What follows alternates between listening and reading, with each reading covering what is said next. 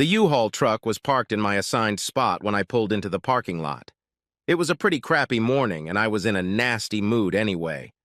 I parked in one of the nearby visitor spots, got out of my car, and headed for the truck to tell someone to get the damn thing out of the way, when just then she came out of the back of the truck with a flashlight in her hand. All thoughts of me being a raving lunatic instantly melted away when I saw her.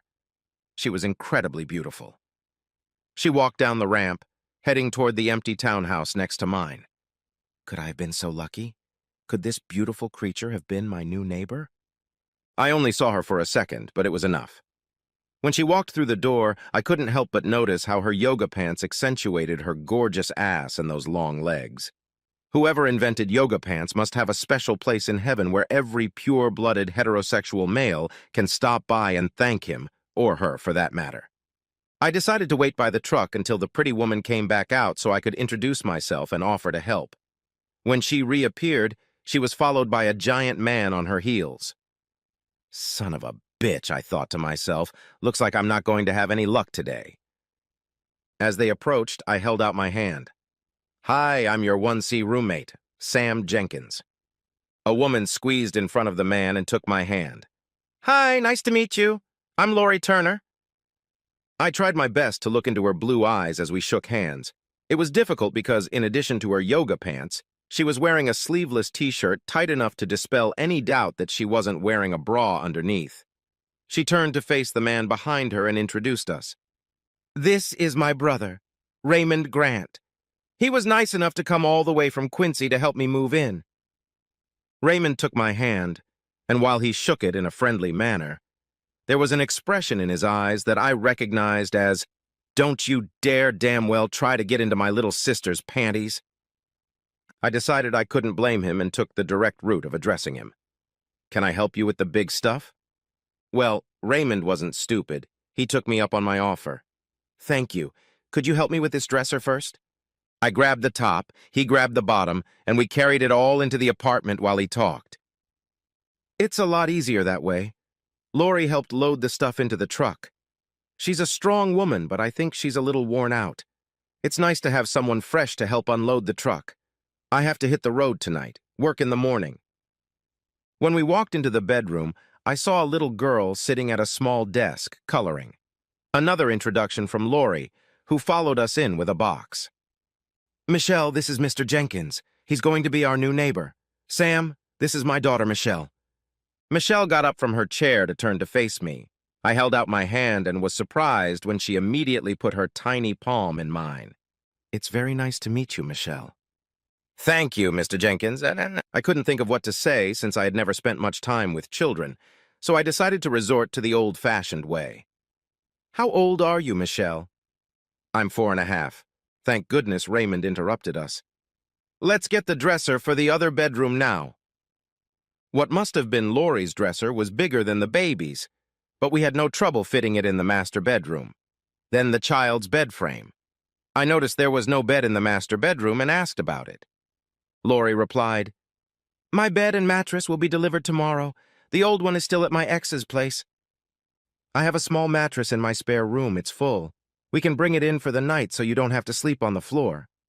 Lori started to argue with me, but I just grabbed Raymond's hand and said, Let's go. We went to my place and the two of us carried the mattress into Lori's room. I'm going to leave you alone now. Call me tomorrow to pick it up. If your bed is delayed, don't worry. I'm not expecting guests anytime soon. I walked out as they both thanked me. My thoughts were on how I was going to learn more about this beautiful lady. I sat down on my couch with a glass of cold beer, closed my eyes, and mentally pictured her. All the next week, my work schedule was crazy. We were finishing up an important project, and I ended up spending 3 of the 5 nights sleeping on the couch in my office. We finished at 1 p.m. on Friday, and I treated my staff to drinks at the pub around the corner to thank them for the successful completion. The monetary reward would come later after the client paid us. Most of the staff left as soon as happy hour was over, eager to get home to their loved ones as soon as possible. I had nowhere and no one to be with, so John Plagg and I spent another couple hours at the bar. By 8 o'clock, I was too drunk to drive. The bartender, Sarah, called a cab to take me home. I fell asleep right in my clothes and didn't wake up until 10 o'clock Saturday morning. I hadn't seen Lori for the previous week, and frankly, I was too busy to think much about it. While I was sitting on the back porch, the sliding glass door to Lori's apartment opened, and she came out with Michelle. Michelle was dressed in a cute bathing suit, and Lori was wrapped in a blanket. Michelle was the first to notice me. "Hi, Mr. Jenkins." Before I could respond, Lori turned to me. "Hi, Sam. Hi, Michelle. Hi, Lori. Going swimming?" "Yes, I know. Yes, but remember, I was still hungover." Michelle answered my stupid question. "We're going to the pool.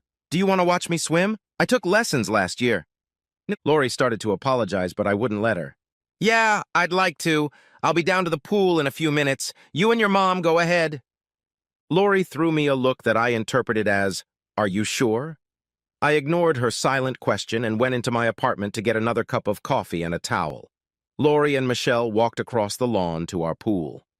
By the time I got to the pool, Michelle was playing in the shallow children's section, and Lori was lounging on a chaise lounge nearby.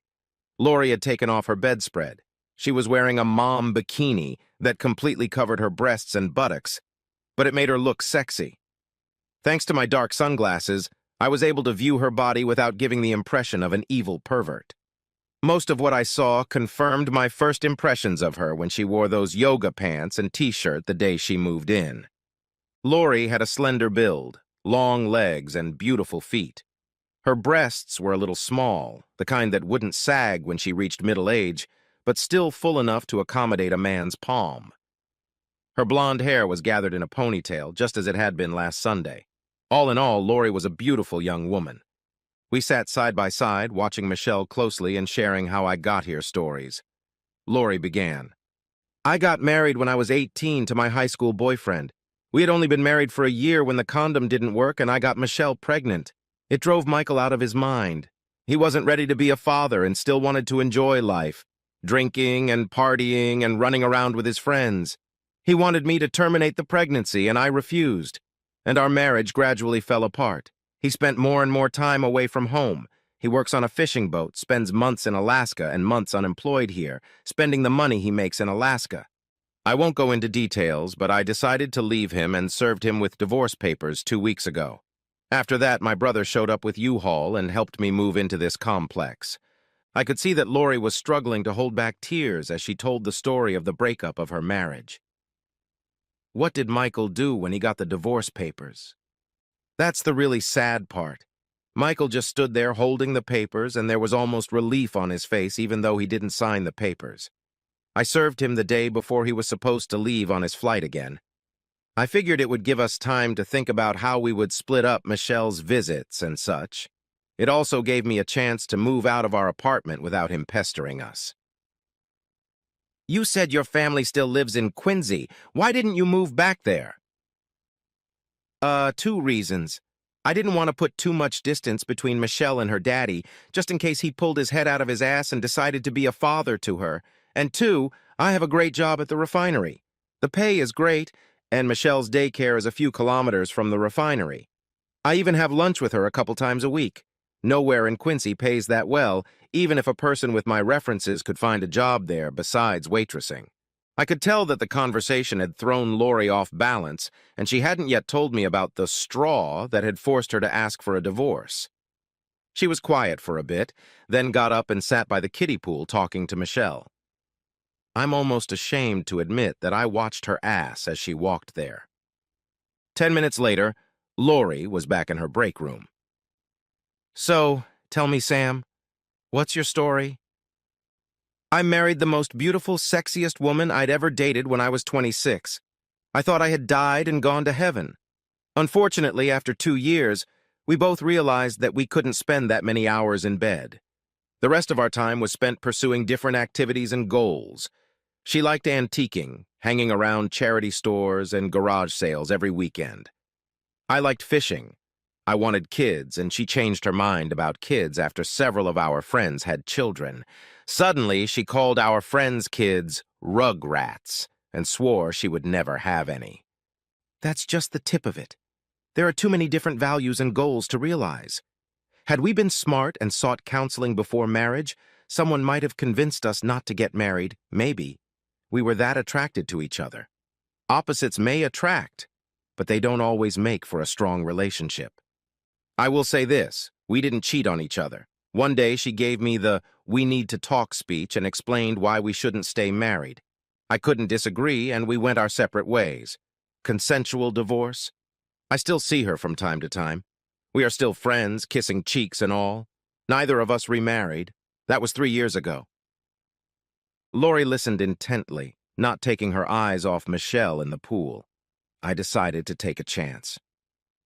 Lori, would you and Michelle like to join me for a barbecue tonight or tomorrow? Without hesitating, Lori replied, "Yes, that would be great.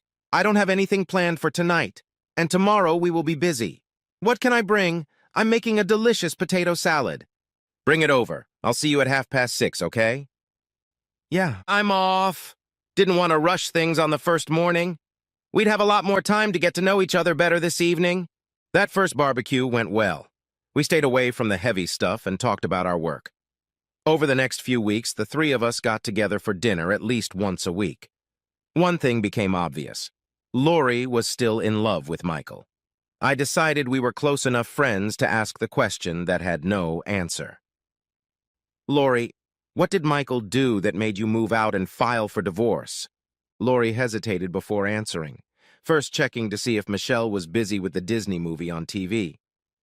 "Last time he came back from Alaska and gave me an STD. When I came home from my doctor and confronted him face to face, he denied it. He said I must have cheated on him, called me all kinds of foul words. Said Michelle probably wasn't his since he always used a condom when she was conceived, and I obviously slept with other guys without protection. He said I didn't start taking the pill until after Michelle was born so I wouldn't get caught again. We had a terrible fight. I told him he was the only man I'd ever been with in my entire life. And it's true. I've never been with anyone but Michael. I offered to go to marriage counseling with him, but he refused. The swearing and name-calling got worse and worse over the next 2 weeks. I couldn't take it anymore and went to an attorney to start the divorce. And here I was.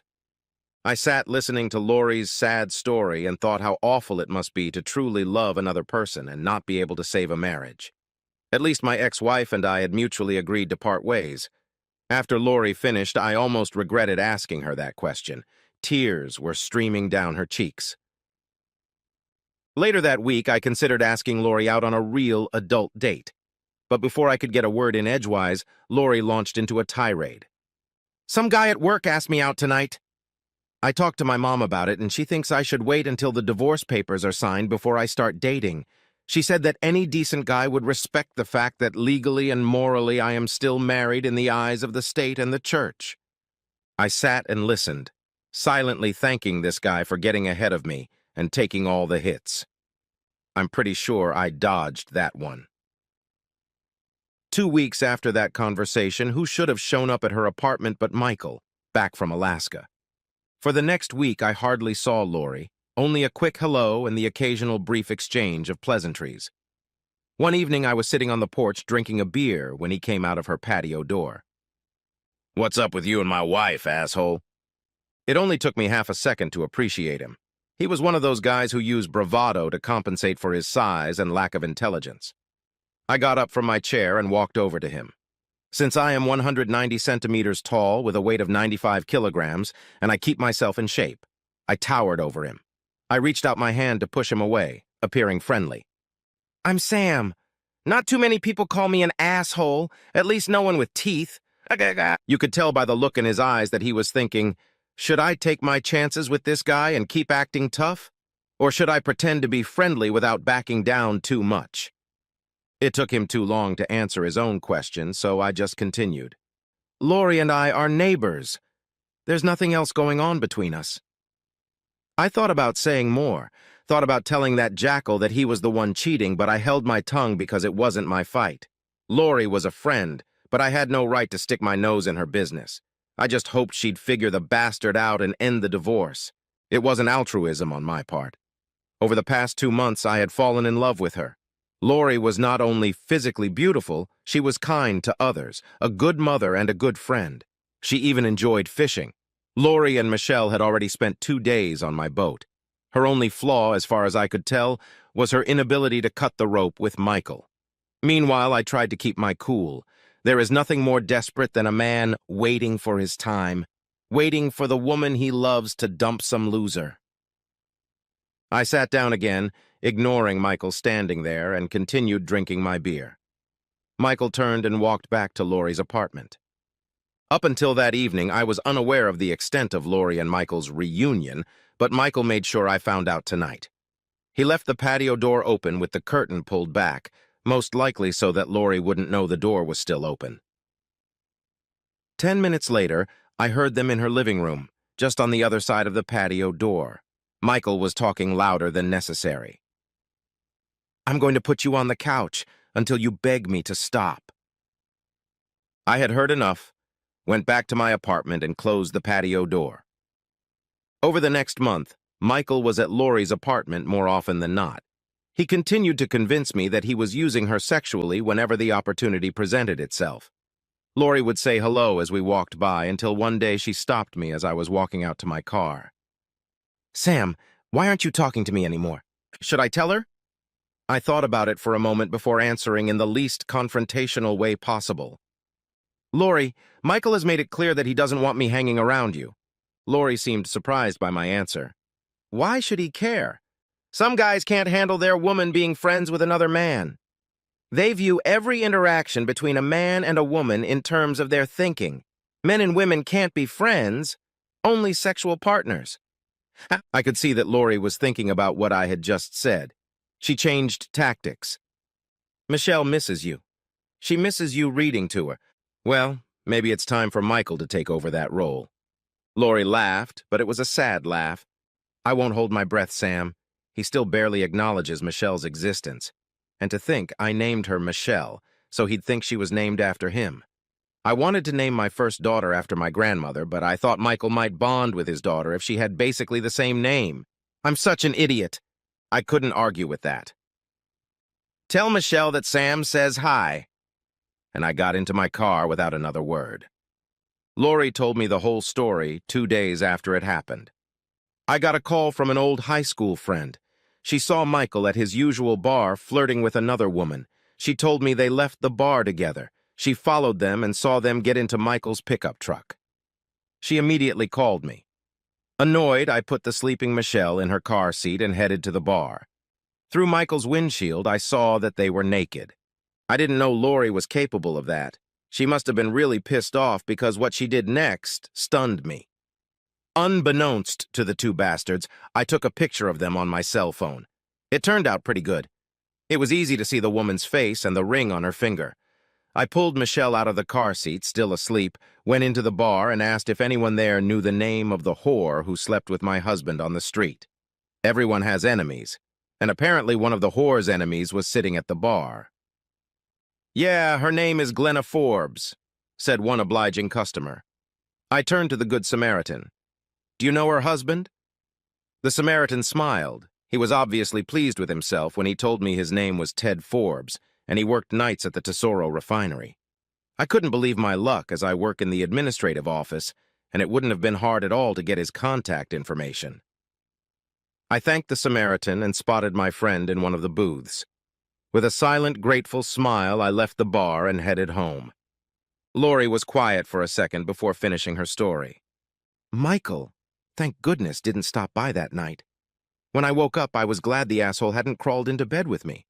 Apparently, he spent the night at our old apartment after he was done with the whore." I got dressed, packed Michelle up for daycare, and headed to work. It only took me 5 minutes to find Ted Forbes' cell phone number in the personnel file. By 9 a.m., a picture had been sent to his phone. What I hadn't considered was that I had just used my own cell phone to send the picture, and the knucklehead must have told his wife how he knew, and she must have told Michael. I think this would be a good time to tell the reader that Lori was telling her story as we sat at my kitchen table and her left eye was still black and blue. "Are you going to press charges against Michael?" Lori stunned me with her answer. "No, I'm just going to get a divorce. If I send him to jail, he'll never be able to pay child support, and I can't afford to miss that check.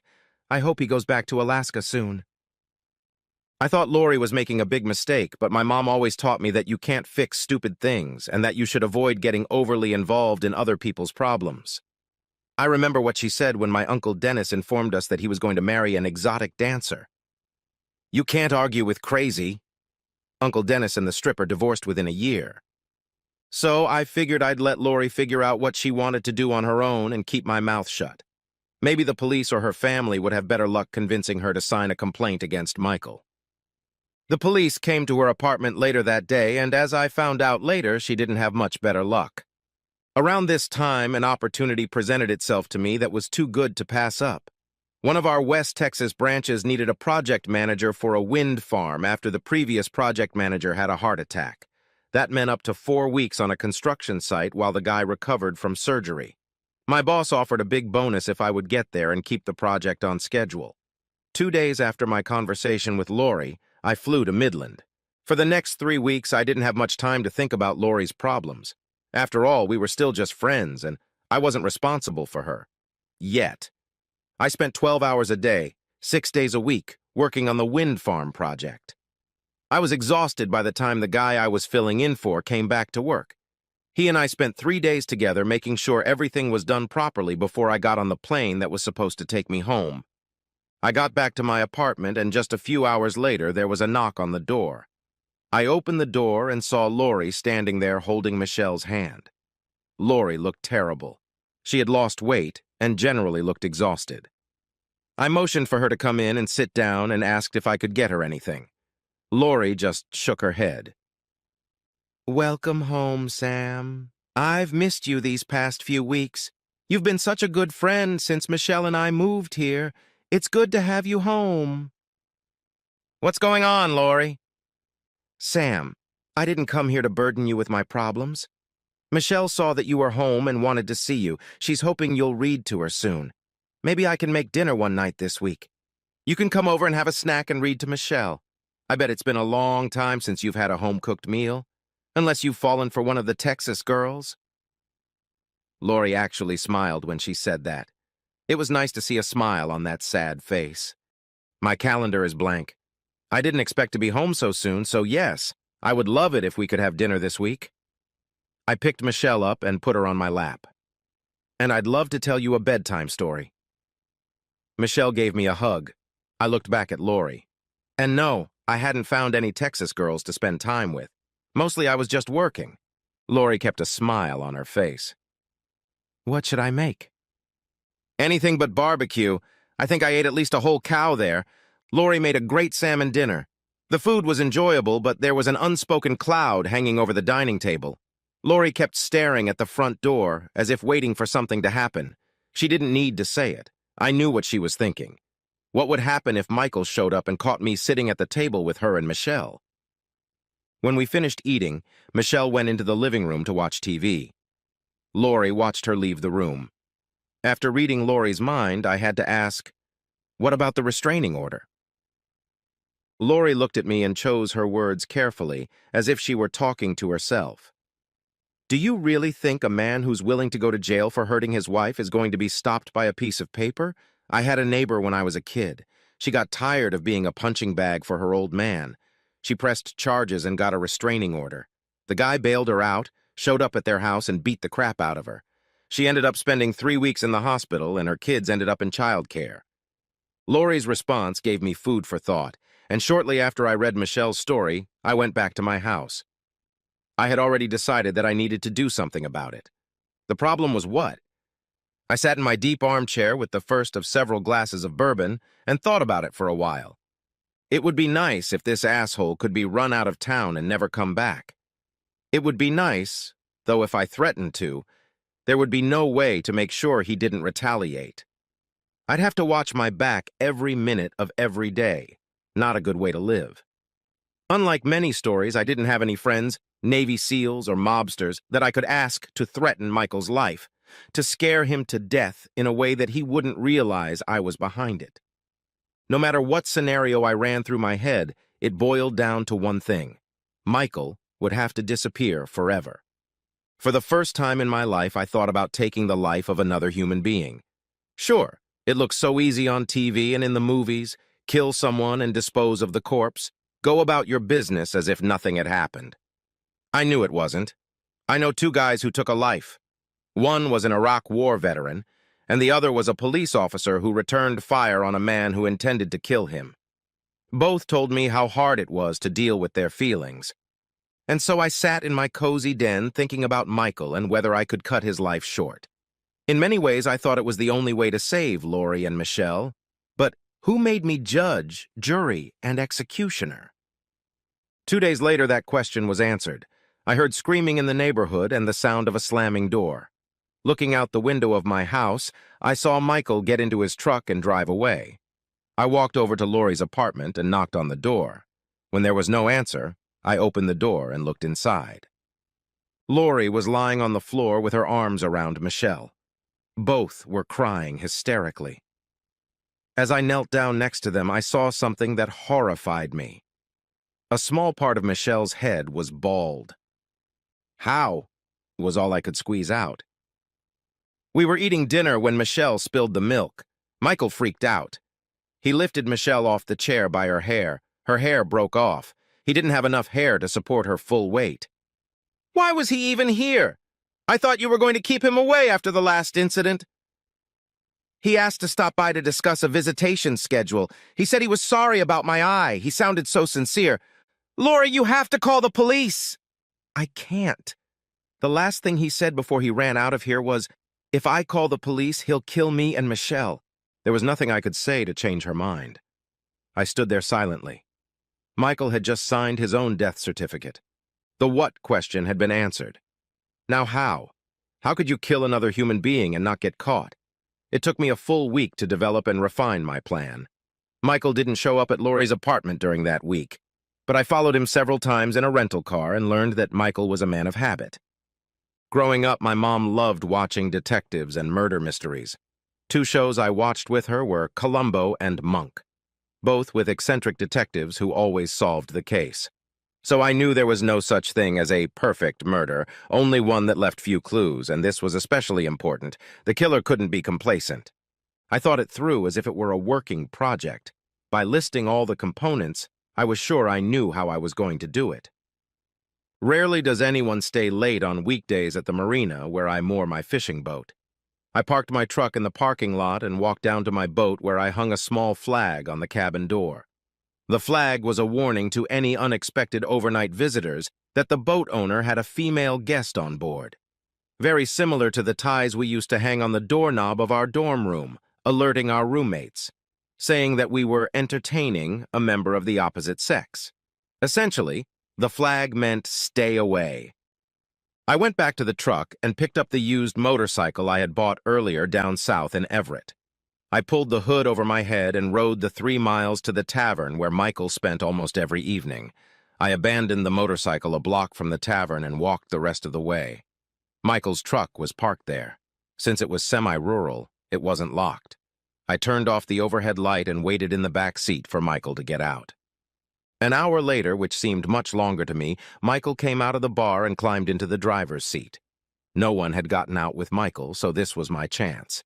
This was one of my many fears. If someone had gotten out at the same time as Michael, I'd have to hide in the backyard until we got to his driveway. If Michael was lucky enough to pick up some slut, I planned to beat them both up and get the hell out of there. I'd wait for another opportunity. I wasn't going to kill 2 people. As soon as Michael got into his truck and before he started it, I hit him with the stun gun, then immediately covered his head and upper body with a black plastic garbage bag, wrapping it tightly around his neck. The bag served 2 purposes. It choked him, and I didn't need to see his face as he bled out. I climbed into the front seat. Scotch tape tied his hands and feet together, just in case. I pushed him into the passenger seat and drove off. There was still no sign of life at the marina. I parked Michael's truck in the parking lot and carried the lifeless body to my boat, leaving it in the galley before locking it up again. I drove Michael's truck a kilometer to a spot where there is a descent to the cove. The water there is 15 meters deep, and it would be a while before anyone would know there was a vehicle underwater. I put the truck in reverse and it drove off the cliff. I walked back to my boat and left the dock. Less than a couple of kilometers from shore, the strait is over 70 meters deep. It was still dark and the cloud cover almost completely obscured the moonlight. I pulled Michael's body back out and stuffed it into one of my crab traps. It took some maneuvering to get him in there. I didn't want to start slicing into pieces unless it was necessary. Fortunately, he was a short guy and couldn't have been more than 170 centimeters and maybe 70 kilograms. With some effort and a little bending over, his whole body fit into the 1/3 cubic meter trap. Just in case, I put a 12-kilogram weight in there with him. Through the transom doorway and over the stern, the trap disappeared from sight. I waited a few hours and started fishing. I caught a wild Chinook that I had to throw back, but kept when I caught a half-meter-long hatchery Chinook that I could keep. At 8 in the morning, I was back at the dock. No sooner had I tied up the boat than a Fish and Wildlife Conservation officer approached. "Do you mind if I look in your icebox?" It was a rhetorical question, of course. I had no choice. I opened the chest and he looked inside. He confirmed that it was a hatchery fish. "Had any traps been set today?"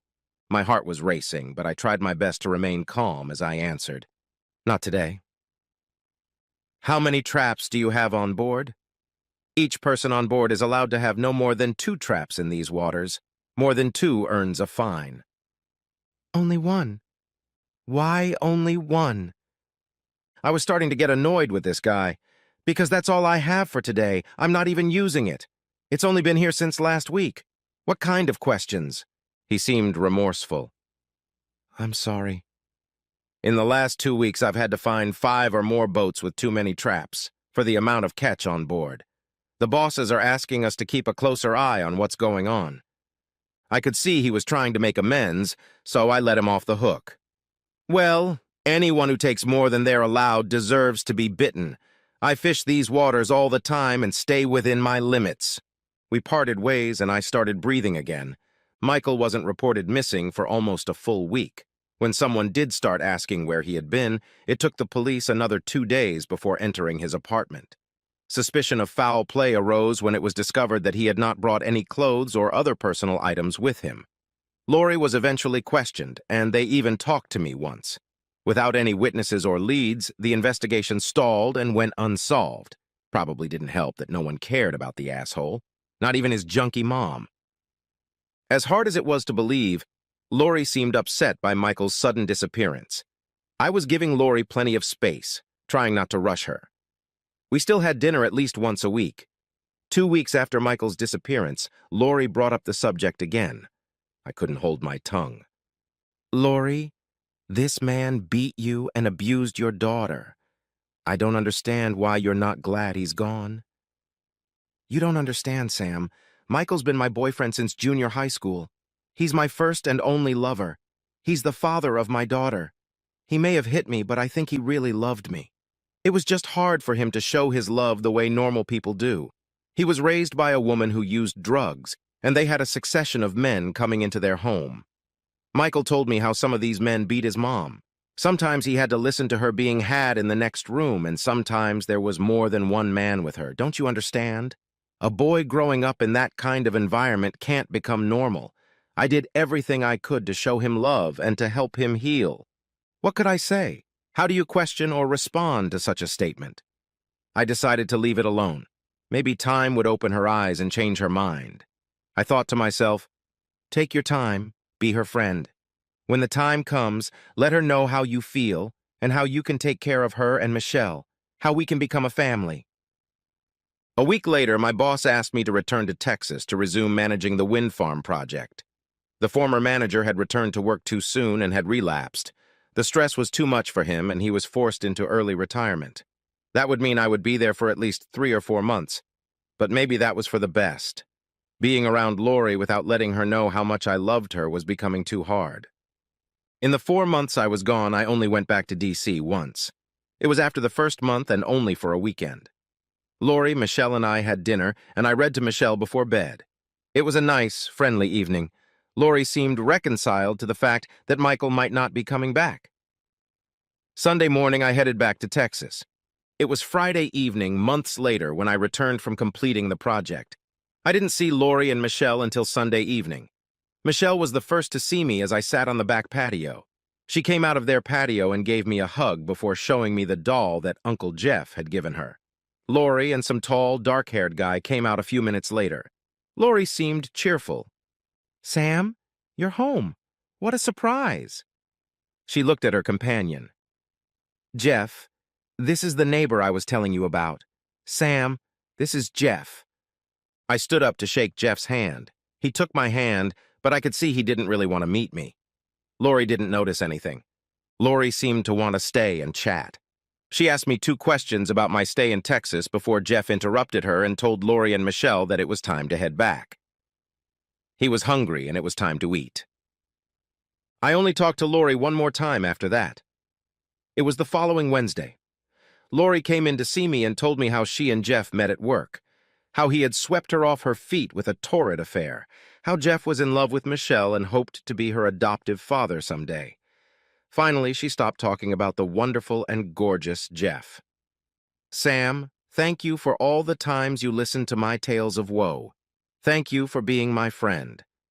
I'm moving in with Jeff next week, and we plan to be married in 7 or 8 months. That's how long it will take to finalize my divorce from Michael, since he never signed the papers before he disappeared. I probably won't get many chances to see you again. Jeff doesn't think it's right for a married woman to have a male friend. In that sense, he's as old-fashioned as Michael.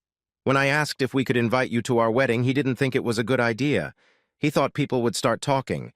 I told him that you and I had never done anything to be ashamed of, but he thought it was better not to give people a reason to think otherwise. I'm sorry, Sam. When Jeff showed up the next week to vacate her apartment, I was off fishing. Jeff's smirk as I walked to my truck told me all I needed to know. Epilogue. 5 years later. I haven't seen or spoken to Lori in 5 years. I get a Christmas card from her every December.